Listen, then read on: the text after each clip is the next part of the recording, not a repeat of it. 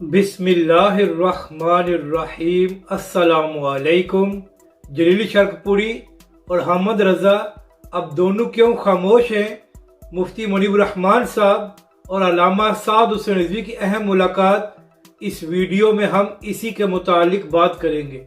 नाज़रीन कराम, जब 25 मई को इमरान खान के लॉन्ग मार्च पर पुलिस की जानब से शेलिंग की गई तो हमद रज़ा और जलील शर्कपुरी दोनों ने इस बात की बड़ी मजम्मत की और दोनों ने ही राना सनाउल्लाह के खिलाफ बड़े बयान दिए कि इमरान खान के कारकुनों पर क्यों शेलिंग की गई है। नाज़रीन कराम, 3 दिन पहले खैबर पख्तूनख्वा में तहरीक लब्बैक के पुरअमन मिलाद के जुलूस पर पुलिस की जानब से न सिर्फ शेलिंग की गई बल्कि तहरीक लब्बैक के कारकुनों को सीधी गोलियां मारी गई, जिसकी वजह से तहरीक लब्बैक के 3 कारकुन शहीद हो गए और 13 कारकुन गोलियां लगने की वजह से जख्मी हुए हैं। मगर इसके बावजूद ना ही हमद रज़ा साहब और ना ही जलील शर्कपुरी ने इस बात की मजम्मत की है कि तहरीक लब्बैक के कारकुनों को क्यों शहीद किया गया है।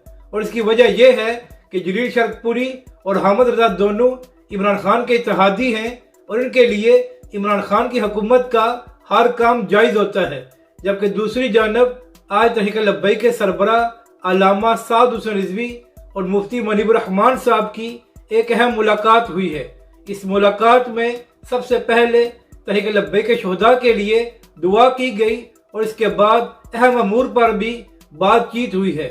नाज़रीन कराम, कल तहरीक लब्बैक के सरबराह और मुफ्ती मुनीब रहमान साहब एक अहम प्रेस कॉन्फ्रेंस भी करेंगे। अपनी राय का ज़रूर इजहार करें कि आपको ये वीडियो कैसी लगी और हमारे इस चैनल को भी सब्सक्राइब करें।